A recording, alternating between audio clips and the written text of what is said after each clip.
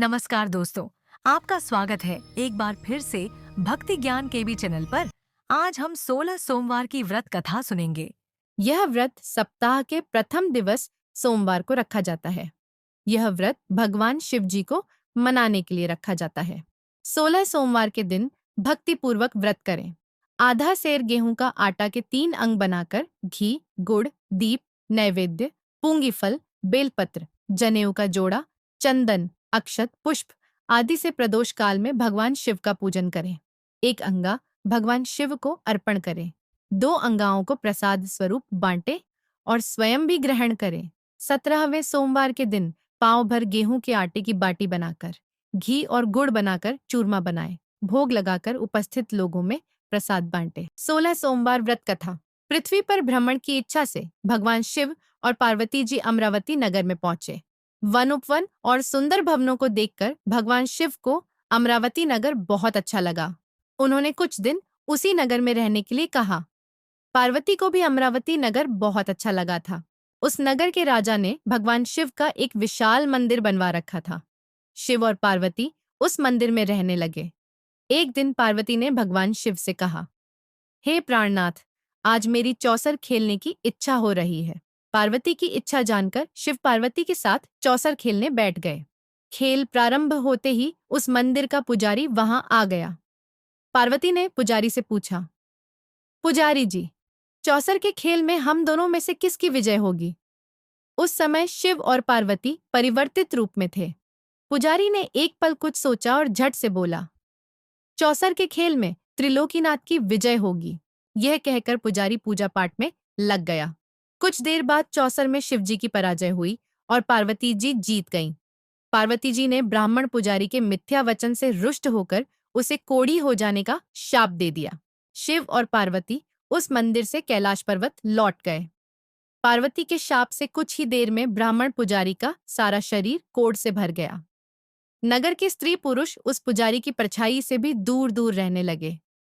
कुछ लोगों ने राजा से पुजारी के कोढ़ी हो जाने की शिकायत की, तो राजा ने किसी पाप के कारण पुजारी के कोढ़ी हो जाने का विचार कर उसे मंदिर से निकलवा दिया। उसकी जगह दूसरे ब्राह्मण को पुजारी बना दिया। कोढ़ी पुजारी मंदिर के बाहर बैठकर भिक्षा मांगने लगा। कई दिन बाद स्वर्गलोक की कुछ अप्सराएं उस मंदिर में भगवान शिव की पूजा करने आईं। कोढ़ी पुजारी पर उनको बहुत दया आई। उन्होंने पुजारी से उस भयंकर कोढ़ के बारे में पूछा। पुजारी ने उन्हें भगवान शिव और पार्वती जी के चौसर खेलने और पार्वती जी के शाप देने की सारी कहानी सुनाई। शाप की कहानी सुनकर अप्सराओं ने पुजारी से कहा कि तुम 16 सोमवार का विधिवत व्रत करो। तुम्हारे सभी कष्ट, रोग विकार शीघ्र ही नष्ट हो जाएंगे। पुजारी द्वारा पूजन विधि पूछने पर अप्सराओं ने कहा, सोमवार के दिन सूर्योदय से पहले उठकर स्नानादि से निवृत्त होकर स्वच्छ वस्त्र पहनकर आधा सेर गेहूं का आटा लेकर उसके 3 अंग बनाना। फिर घी का दीपक जलाकर गुड़, नैवेद्य, बेलपत्र, चंदन, अक्षत, फूल, पुंगी फल, जनेऊ का जोड़ा लेकर प्रदोष काल में भगवान शिव की पूजा अर्चना करना।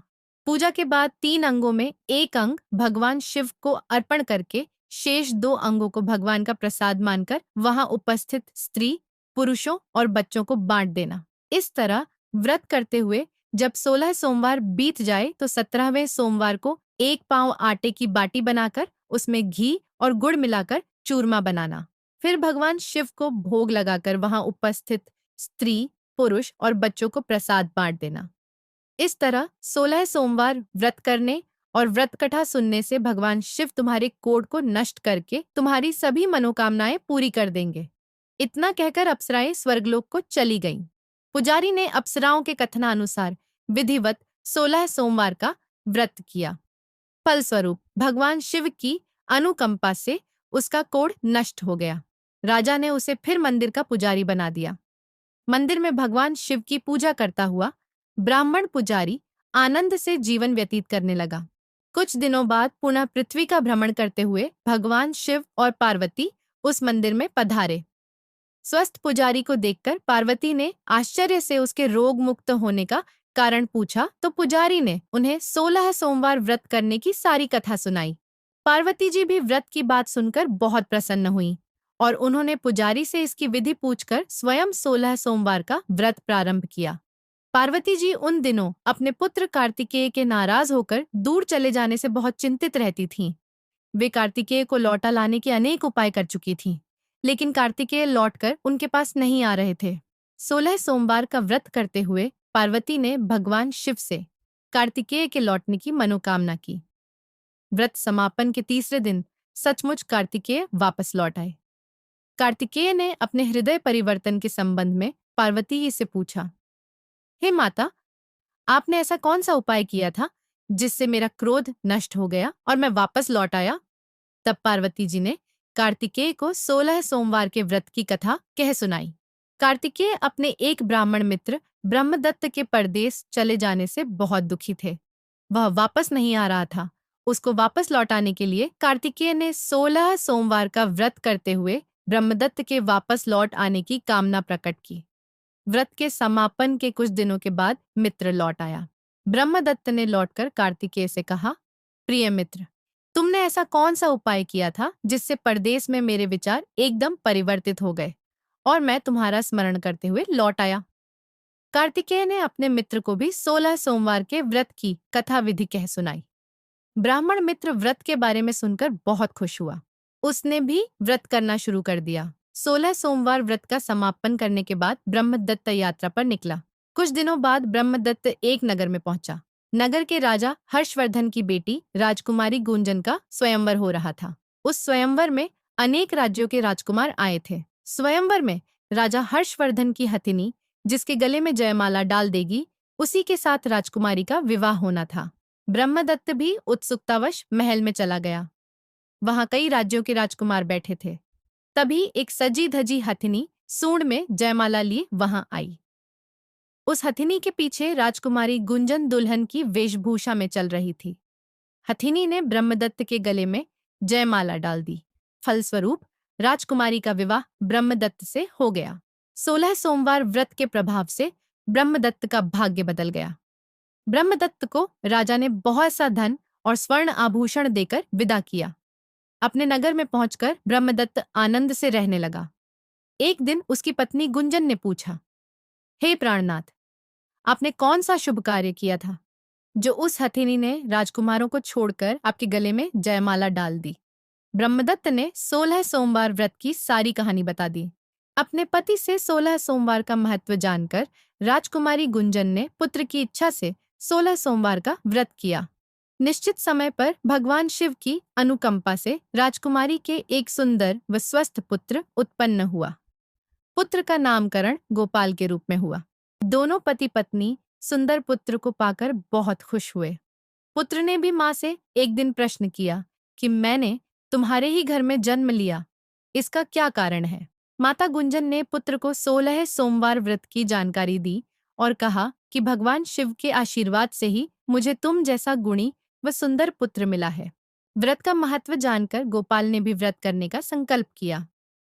गोपाल जब 16 वर्ष का हुआ तो उसने राज्य पाने की इच्छा से 16 सोमवार का विधिवत व्रत किया। व्रत समापन के बाद गोपाल घूमने के लिए समीप के नगर में गया। उस नगर के राजा के महामंत्री राजकुमारी के विवाह के लिए सुयोग्य वर की तलाश में निकले थे। राजा ने गोपाल को देखा तो बहुत प्रसन्न हुए। फिर गोपाल से उसके माता पिता के संबंध में बातें करके उसे अपने साथ महल में ले गए। वृद्ध राजा ने गोपाल को पसंद किया और बहुत धूमधाम से राजकुमारी का विवाह उसके साथ कर दिया। 16 सोमवार के व्रत करने से गोपाल महल में पहुंचकर आनंद से रहने लगा। 2 वर्ष बाद राजा का निधन हो गया तो गोपाल को उस नगर का राजा बना दिया गया। इस तरह 16 सोमवार व्रत करने से गोपाल की राज्य पाने की इच्छा पूर्ण हो गई। राजा बनने के बाद भी गोपाल विधिवत 16 सोमवार का व्रत करता रहा।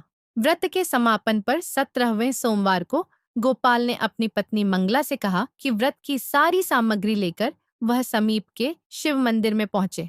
मंगला ने पति की बात की, परवाह न करते हुए सेवकों द्वारा पूजा की सामग्री मंदिर में भेज दी। मंगला स्वयं मंदिर नहीं गई।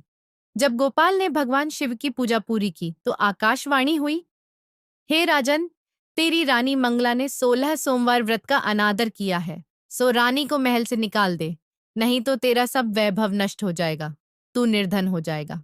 आकाशवाणी सुनकर गोपाल बुरी तरह चौंक पड़ा।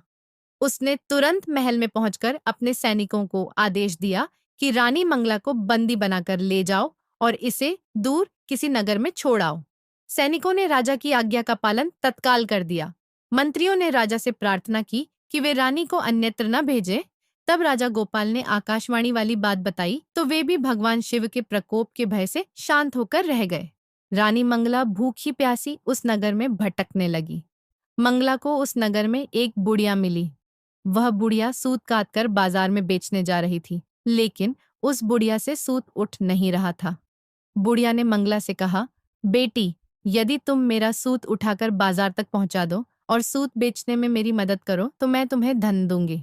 मंगला ने बुढ़िया की बात मान ली, लेकिन जैसे ही मंगला ने सूत की गठरी को हाथ लगाया, तभी जोर की आंधी चली और गठरी खुल जाने से सारा सूत आंधी में उड़ गया। मंगला को मनहूस समझकर बुढ़िया ने उसे दूर चले जाने को कहा। मंगला चलते चलते नगर में एक तेली के घर पहुंची। उस तेली ने तरस खाकर मंगला को घर में रहने के लिए कह दिया, लेकिन तभी भगवान शिव के प्रकोप से तेली के तेल से भरे मटके एक एक करके फूटने लगे।